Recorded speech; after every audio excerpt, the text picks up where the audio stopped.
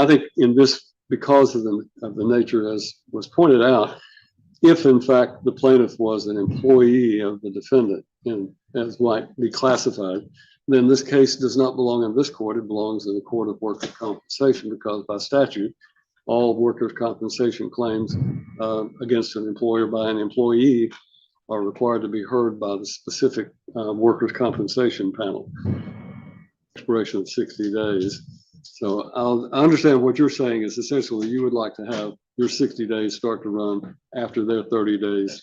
And I'm not going to agree to that. I'm just going to order that they have 60 days to respond. So we need more chairs.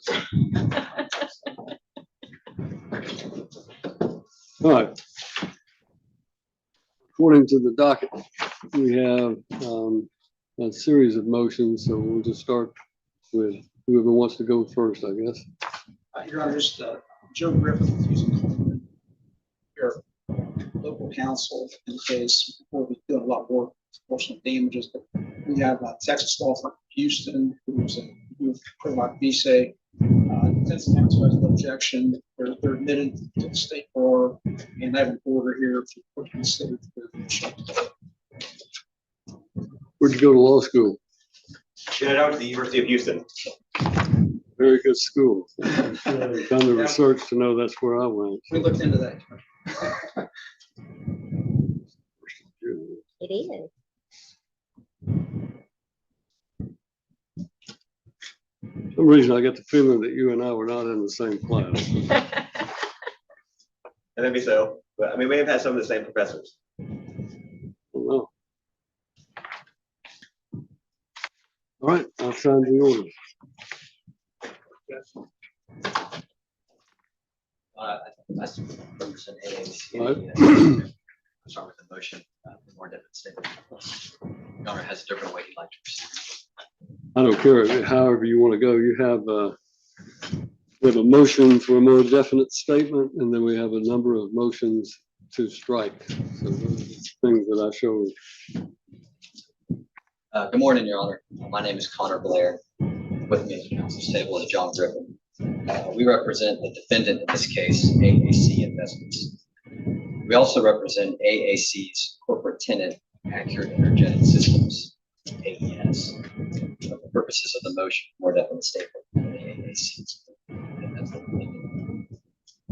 Let me begin by saying that John and I and our clients have tremendous sympathy to the plaintiff in this case, as well as for the families of 15 other AES employees who died in the AES explosion in October last year. Let me also say that we have no intention of delaying plaintiff's recovery from those who may be liable. We learned recently that the plaintiff is already receiving workers' compensation benefits from the AES. Before the court today are two motions, as we discussed. We're going to be talking from my clients. We're going to be discussing first. Well, let me interrupt you, because I know that issue about his the decedent's status as an employee is one of the main issues you've raised. You just said that he's receiving workers' compensation benefits from whom? From AES.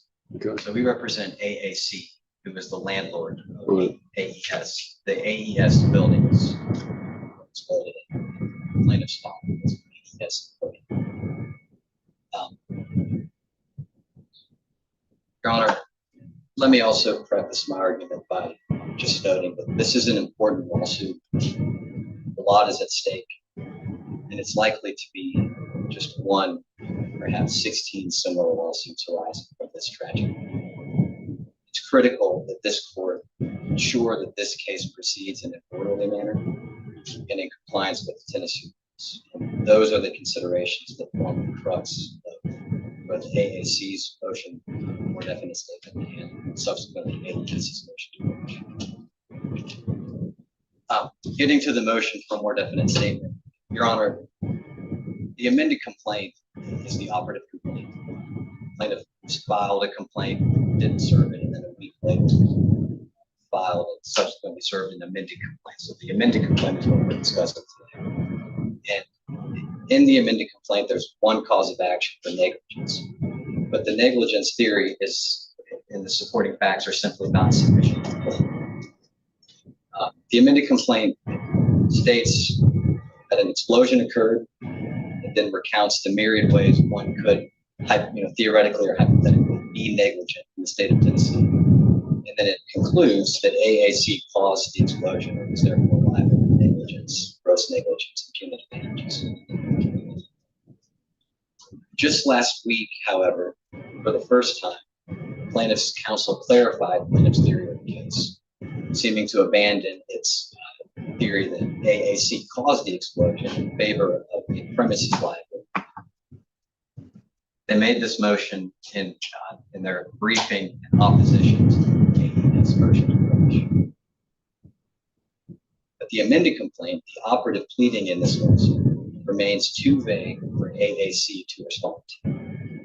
And it contradicts plaintiff's counsel's briefing and their opposition to the AES motion to quash. Now, this matters because as the amended complaint is currently pled, it seems to suggest that AAC controlled the building 602, which is the building addition, which would make AAC the statutory employer of plaintiff's father. That matters because if that is the case, then this lawsuit belongs in the Court of Workers' Compensation Claims, and this court has subject matter jurisdiction over AAC. Your Honor, as I'm sure you're aware, a statutory employer is one who retains the right to control the work being performed and the workers performed. If the amended complaint alleges, consistent with that definition, that AAC retained the right to control the work being performed in Building 602 and the workers performed. The amended complaint is short, but it is complete with allegations tending towards that conclusion. Paragraph 1, for instance, says that AAC owns Building 602. Paragraph 6 references Building 602 as, quote, defendants AAC's factory. Paragraph 8 alleges that AAC, quote, was in control of and was the owner, operator, and manager of Building 602. Your Honor, based on the insufficient allegations, we moved for a more definite statement. In opposition, plaintiff's counsel states that they seem to double down on their theory that AAC controlled Building 602. Page 5 states that AAC controlled the building. Page 6 identifies AAC as, quote, the owner, operator, manager, and person in control of Building 602. Page 9 states similarly that AAC owned, operated, and controlled Building 602 and managed the factory where the explosion occurred. For these reasons, it appeared that the plaintiff was pursuing liability against AAC based on AAC's control of AES's Building 602. As I mentioned, this theory would fail because this case would therefore belong in workers' compensation. However, frankly, we didn't think the amended complaint was pled sufficient enough to warrant even a motion to dismiss. So we asked for the more modest relief that is, my understanding, routinely granted in the state. Just asking the plaintiff's counsel to provide a more definite statement such that we can review and respond to it. However, like I said just last week, in opposition to AES's motion to quash the third-party subpoena, the plaintiff's counsel clarified their theory, admitting that they were traveling only under a premises liability and, contradiction of their amended complaint, that AAC has no control over AES's production of Building 602. For instance, on page 5 of that opposition, plaintiff's counsel states, quote, plaintiff has pleaded a viable Tennessee premises liability. This clarifies their theory. Then on page 14, they state, quote, plaintiff does not allege that AAC directed AES's industrial operations. Plaintiff alleges that AAC, as owner of the property on which an inherently dangerous activity was permitted, had knowledge of the dangerous conditions, making clear that this is now a premise liability claim, that AAC actually has no control. So although plaintiff's theory of liability has been clarified, the amended complaint, the operative pleading, remains too vague, too ambiguous, and not clear enough for us to frame a response. It's our opinion in the relief that we request. The complaint must conform to plaintiff's counsel's new theory of the case. We ask that the court grant the motion for a more definite statement, order the plaintiff to sufficiently plead a premises liability. This relief is necessary here. This modest relief is necessary here because our client, AAC, needs to know under what theory it is to be liable in this case to frame a response. It's also necessary, and we'll touch on this more with respect to the motion to quash, but it's also necessary a more completed and more sufficient pleadings is necessary so the parties in the court can know the scope of discovery such that we are able to analyze and put some parameters on what is discovered in this case. Thank you.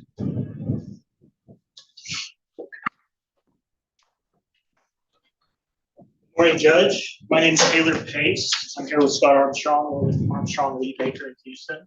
And we're with Joe Griffith and Tanner Gibson at Hughes and Coleman. Before I kind of get into what's going on here, I think you asked the right question. You said workers' comp benefits from who? One of the big defenses that they're raising is that this court does not have subject matter, that this belongs in the workers' comp court. I think that, Judge, you hit the nail right on the head with that. And so by way of brief introduction, this is a real complex case. There's a lot going on. I'm going to simplify it just to a few bullet points right now. Because of multiple systemic failures at this factory, 16 people are dead. This is the largest TOSHA violation in history. People have died at this facility previously under very similar circumstances and explosions. And the president, CEO, manager, founder of the company had served time in federal prison for scamming the military and giving them weapons that were not up to snuff and not giving the military what he said he was giving the military. That's AES. That is not the defendant in this lawsuit. That's AES that ran the facility. But our defendant here is AAC. AAC is the premises owner, and AAC knew about all of these things. And we know they knew about all of these things because the owner of AAC is also the owner of AES.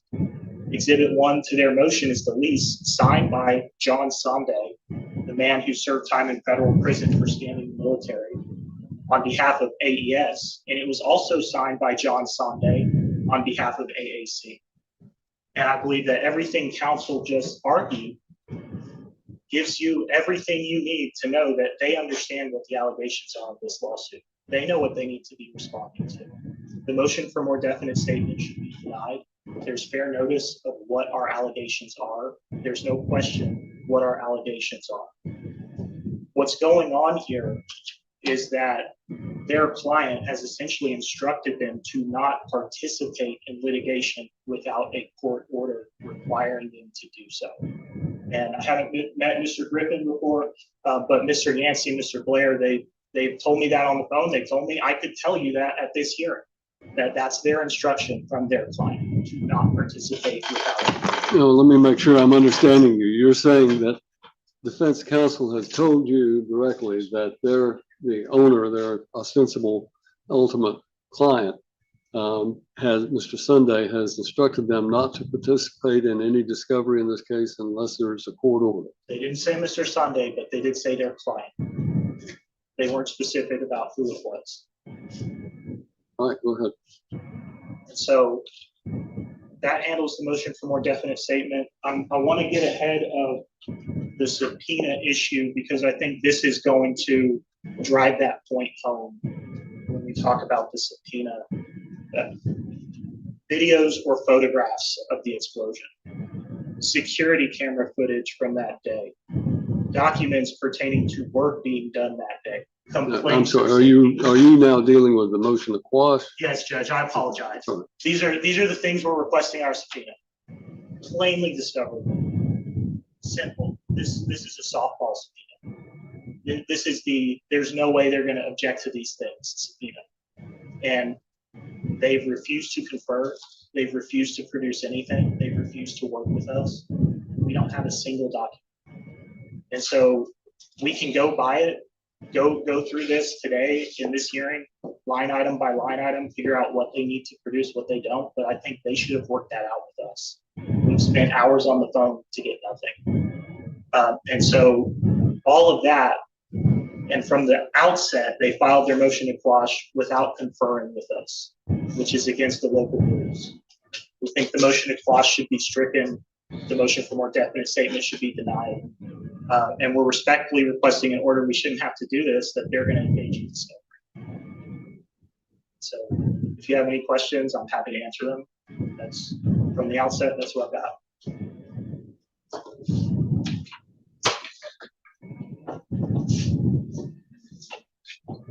Your Honor, Mr. Pace and I and Mr. Yancey, who's on the meetings, have had a number of telephone conversations.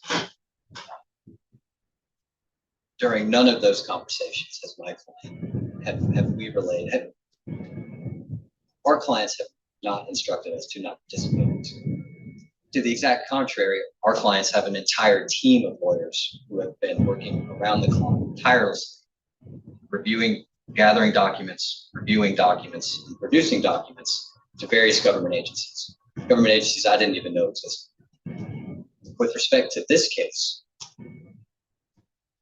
the thrust of our motion for an evidence statement is that this case the court needs to satisfy itself that plaintiff has established the court's subject matter jurisdiction. Unless and until that happens, the court can't require AAC to respond to the court cannot issue an order enforcing this subpoena in case in which it lacks subject matter jurisdiction. Now, Your Honor, we can get to the motion to quash here subsequently, but I want to highlight that during Mr. Pace's argument, he asked you to deny the motion for more definite statement because it's seemingly obvious what plaintiff's theory of the case is. I'm not totally sure the plaintiff's counsel knows what their theory of the case is. They plead one theory. Then they double down on that theory in opposition to our motion for more definite statement. Then in response to a motion from a different entity, AES, the motion to quash, they come up with a new theory. Your Honor, we need to know what plaintiff's counsel's theory of the case is. That will inform both whether this court has subject matter jurisdiction, which is a critical threshold issue. It will also inform whether or not these documents they're requesting are within the scope of discovery. The scope of discovery must be tethered to plaintiff's claim. Plaintiff's claim currently is that AAC controlled, operated, and owned the building. That is not what their discovery requests go to. And moreover, with respect to their discovery requests, to the extent that their theory of the case, this is a premise liability case, AAC somehow knew what AES was doing. None of their discovery requests go towards any communications between AES and AAC. There is not one request that asks for documents saying, what did AAC know? What did they know about? And when did they know? They say that that Mr. Sunday signed the lease. That's not sufficient to pierce the corporate veil. It's certainly not sufficient to prove that AAC knew or had constructed. But like I said, Your Honor, we'll get to the motion to quash next. But for purposes of the more definite statement, our arguments essentially remain unrebutted. That the case, they've brought a case, they've identified AAC, they've said something happened, AAC must be liable. We submit that's not enough. Well, let me ask this question because the complaint, the amended complaint, makes certain allegations and tells you more or less what you're saying is that there was negligence involved. And then you're saying that in the discovery requests or in response to the motion to quash, that they're now saying that it was a premises liability. Is that correct? That's exactly correct. Right. But it doesn't change what they allege in the original complaint. That's And exactly. Tennessee is a notice pleading state, is it not? In which we are only required in pleadings to put the other person on notice of what it is, the nature of the claims, and give them a reasonable short statement of what that is. It doesn't require detailed pleading of every aspect of their claim. And if someone makes a claim that is not later supported by the evidence, then they don't amend their pleadings to include an alternative grounds for relief, then obviously it's subject to a motion for summary judgment. If in fact the proof at that stage is such that they can't sustain their allegation. What you're asking is for me to make them state that what they really want is what they're saying in their discovery, not what they've said in their amended complaint. Is that more or less it? That is not it. As the complaint is currently pled, it appears that this case belongs to workers' compensation. I understand what you're saying. As plaintiff's theory of the case, they put forward in a brief to the court, were that in the complaint, it still likely would not survive because it lacks any kind of specificity as to who did what, when, where. Under Tennessee law, they must do more than identify tragedy and name a plaintiff. All we're asking for them to do is amend their complaint to provide us actual notice as to who did what, when, and how that is negligent. With respect to, in our briefing, we talked a great deal about duty and how AASC has a duty towards its tenants and employees. It's a very modest relief. It will not slow down the proceedings in this case. I think they have a couple of weeks, 15 days to provide an amended complaint, and then we can, we're amenable to a shortened answer response timeline, and we can up to the races both with respect to litigation and with respect to the third parties. All right.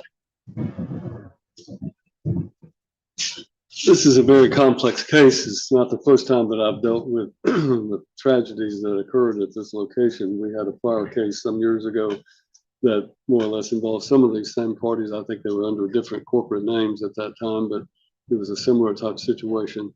And that litigation, I think, ultimately was resolved. In determining the rights of the parties, it's incumbent upon this court to try to make sure that both sides have an adequate opportunity to understand the evidence again that they're dealing with and what the other side is going to do under our rules of discovery. Under the rule for motion for more definite statement, which is rule 12.05, states if the pleadings of which a responsive pleading is permitted is so vague and ambiguous that a party cannot reasonably be required to frame a responsive pleading, the party may move for a more definite statement before interposing a responsive pleading. The motion shall point out the defects complained of and the details desired. If the motion is granted, then the order of the court is not obeyed within 15 days after the notice or within such other time as the court may file. The court may strike the pleading which the motion is directed or make such other orders deemed just. I think in this, because of the nature as was pointed out, if in fact the plaintiff was an employee of the defendant and as might be classified, then this case does not belong in this court. It belongs in the court of workers' compensation because by statute, all workers' compensation claims against an employer by an employee are required to be heard by the specific workers' compensation panel. For that reason, I think it is important to try to identify at this stage whether or not we have jurisdiction. So for that reason alone, I'm going to grant the motion for a more definite statement. I'm going to allow the plaintiff to have 30 days in which to make the responsive pleading. More definite statement, in other words. Now we move to the motion to quash.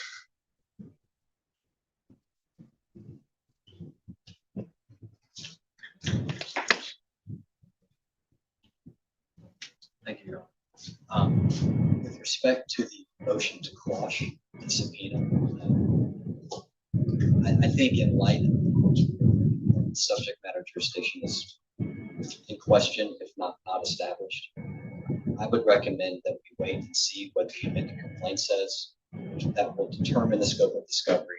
You understand, I've not required them to make an amended complaint. I've only required them to make a more definite statement, which are two different things. So they may make an amended complaint, but that's up to them. I'm just simply ordering that I've granted your motion. I would agree, but by the same token, this is a case that I think needs to be moved along and it does not need to languish on the court's docket. And, you know, if the plaintiff, I want to hear from them as to whether or not they want to proceed with discovery while they're doing amended complaint, and he's nodding in the affirmative, so I'm taking it from his nodding that he does want to proceed. So let's go ahead and deal with your motion report. Okay. With respect to the timing here, plaintiff's counsel makes a lot of the statute of limitations expiring in October 10th, which is 5 months away. There's two things there that I think are important for purposes of this motion. The first is that AES, who is subject to the subpoena and who makes the motion to quash, and AAC, who they reference in their opposition brief, neither one of those entities, neither of my clients, are really concerned with the statute of limitations. We are not trying to run out the clock to say for our purposes. As your honor has noted, AES can't be sued because they were plaintiff's father's employer. AAC has already been sued, so neither of my clients have any interest in delaying this case for purposes of running out the statute of limitations. I think the second point that's important is plaintiff's counsel is, I think, misframing why this case has taken 6 or 7 months to get where we are today. The complaint was filed on October 16th, but it wasn't served. They amended their complaint a week later, but didn't serve it until November 14th, so a month ago. On January 22nd, we filed our motion for an evidence statement. We did so because we accepted service of the amended complaint. Plaintiff's counsel served the initial complaint. They served us with the wrong document, so we got 60 days to respond. Then in March, plaintiff's counsel served AES with a subpoena that is the subject of the motion. And at this point, Your Honor, the case has been pending for 5 months. We timely moved to quash the subpoena, and we worked with plaintiff's counsel to schedule the motion for a hearing. So they make a lot about the amount of time that has passed since they filed their complaint, but it has not been as a result of AAC or AES's delay, refusal to schedule this hearing. Your Honor, so there's not really a delay on the part of defendant or AES. And frankly, Your Honor, there's really not a rush. We're not at the rush stage yet. Like I said, AES has been working tirelessly to collect its documents, review them, and then produce the requested documents from government agencies. Should the court determine that some of these subpoena requests documents are within the scope of discovery once we have their own statement, AES is more than capable of quickly reviewing producing documents in response to those requests. But like I said earlier, regardless of the timing issue, AES can only be ordered to produce documents that are within the scope of discovery. Before we can know what those documents are, we need to know what the scope of discovery is, which I think we'll have a much better idea once plaintiffs' defense counsel has provided a more definite statement. But without any idea of what the scope of discovery is, we just can't know whether their requests come within the scope of discovery. 26.02, as I noted, 26.02 requires the discovery be tethered to the plaintiff's claim. And we need to know exactly what their claim is before we can responsive documents. Thank you.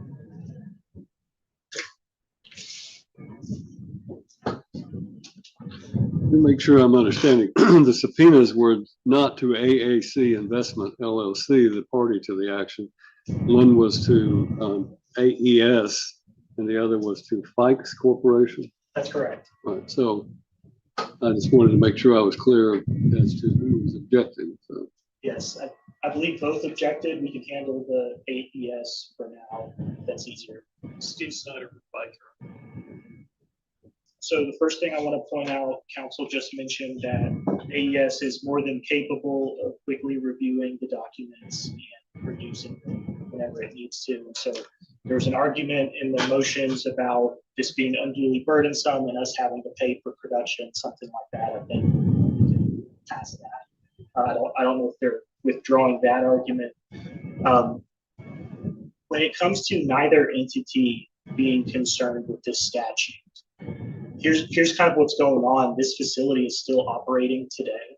A lot of our subpoena items are targeted at third parties who are present at the site, at the location, on and around the time of the explosion. And these are entities that AES and AAC are still doing business with today.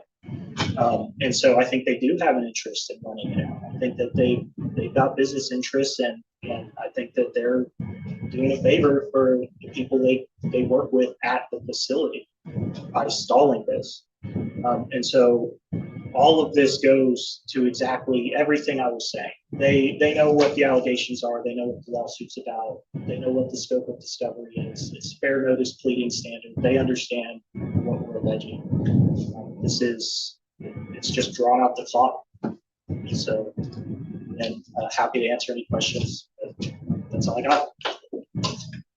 You want to be heard on Fikes? Yeah, sure.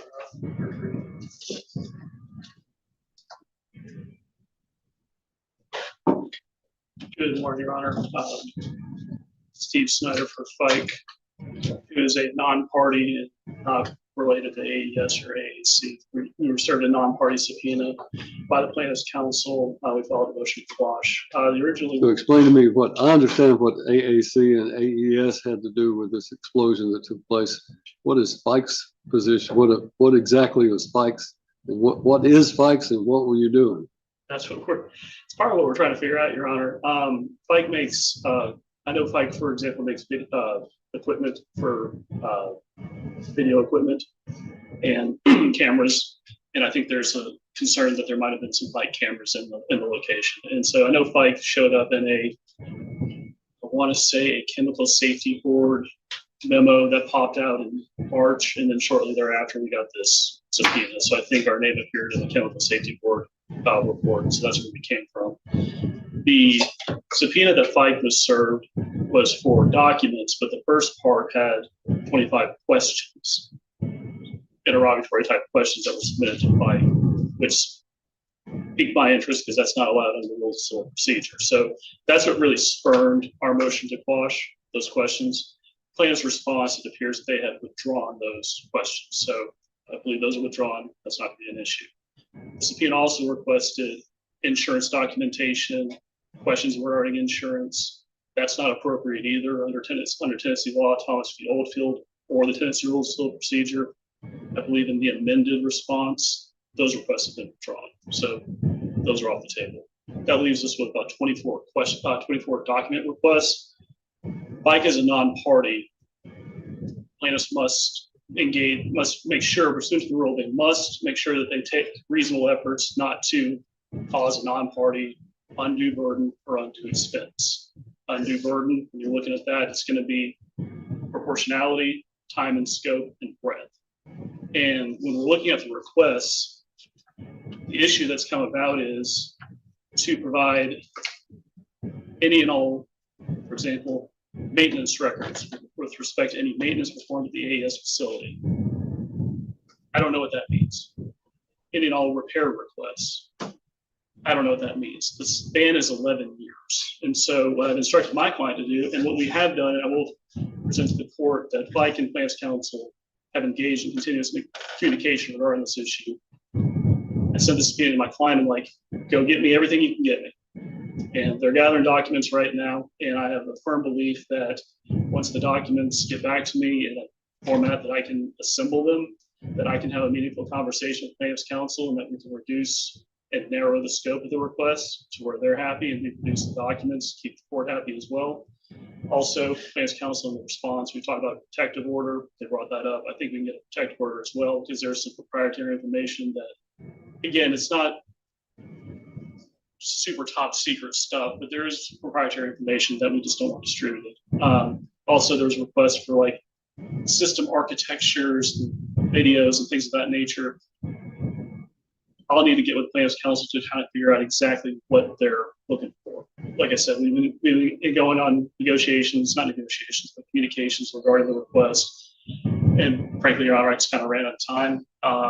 We did not want to delay, so I knew that this motion was set for this morning. So with agreement of counsel, we kind of piggybacked onto it so we can get this before the court.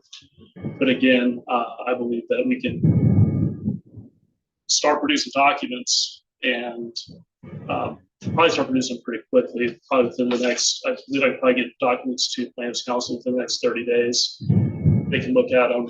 If they have objections or they want more things, I can produce them. I can do a privilege on things that they've requested. I don't have a problem doing that. All right.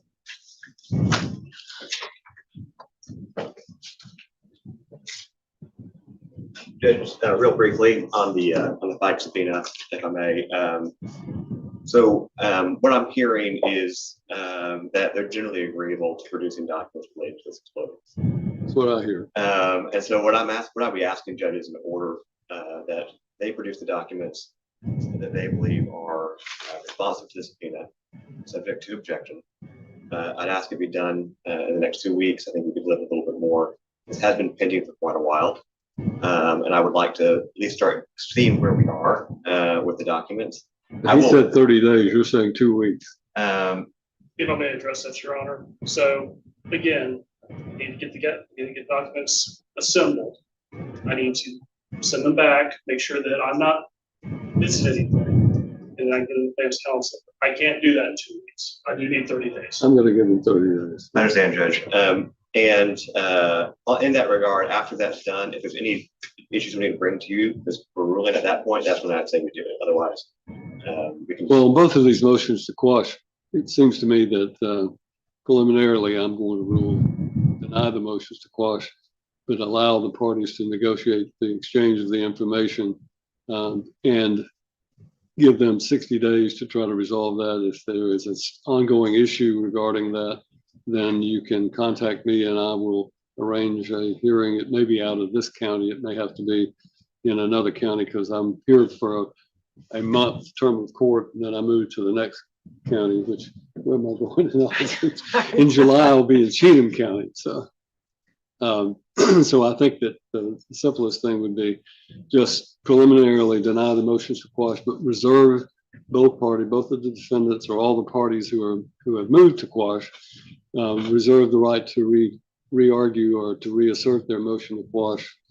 So I'm denying it without prejudice, but allowing the exchange of information to take place over the next 60 days, and then we'll go from there. And so I understand your ruling, Judge. Are you saying that the non-parties shall respond to subpoenas within 30 days and then work out disagreements within the remaining 30 days? That's my point. I understand. Thank you, Judge. I'm not further. So if we're clear on the motions to quash, I think it is important to try to get as much relevant information. The rules of discovery allow for all you to discover any information that's relevant or might lead to relevant information. So they're extremely broad, but there is a standard by which you can become burdensome and overly expensive, especially to non-parties. So for that reason, I'm going to give you 60 days to try to resolve these issues about the subpoenas and expect that they be complied with. If there is an objection made to the broad or scope of that, then we'll deal with it down the road. So I want to give plaintiff the 30 days for their filing of their motion for bill of particulars of it, and then hopefully give some time after that for this exchange of information. I understand. Thank you, Judge. Anything else? For some reason I didn't think it was going to be that simple. Just one thing. So we appreciate Your Honor's ruling of 60 days, 30 days to. I don't know that you really appreciate Well, it. I understand it. What I would ask for is a slight modification for AES. Their more definite statement will be filed in the next 30 days. At that point, we have 30 days to produce documents, and then an additional 30 days to negotiate. So our AES 60-day clock. You have any problem with that? Judge, my only issue would be that I think that idea of the more definite statement is coming down to this whole idea: is this a premises case or not? Well, it certainly is. It's a premises case. Our pleadings are that they had control over the facility, and they're attempting to say that we're saying that they had control over the The people. motion for a more definite statement, a more definite statement is not the same as the amended complaint. That's the way I read the rules of civil procedure.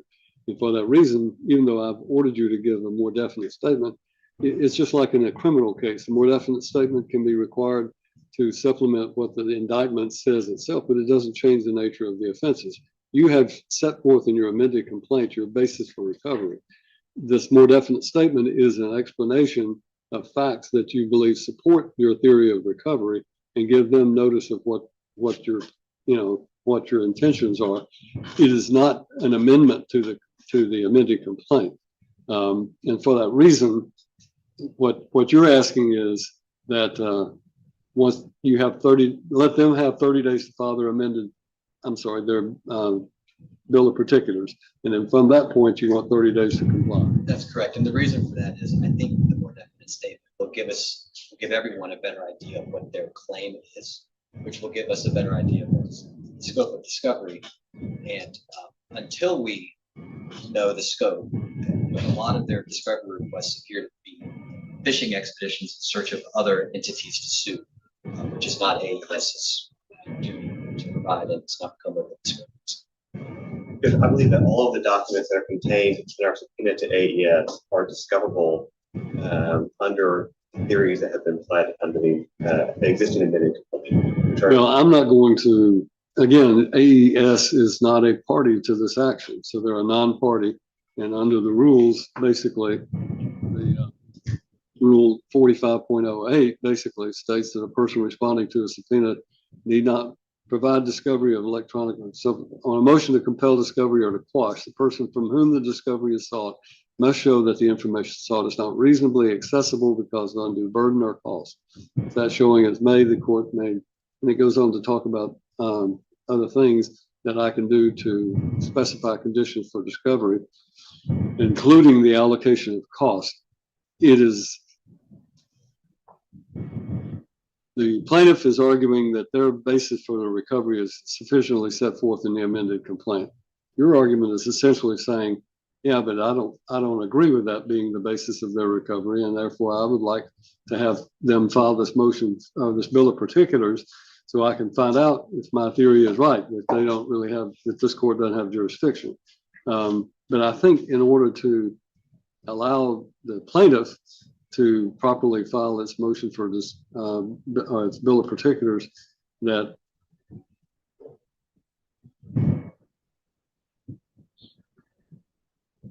it doesn't seem unduly burdensome on the defendant to produce the documents under the subpoena prior to the expiration of 60 days.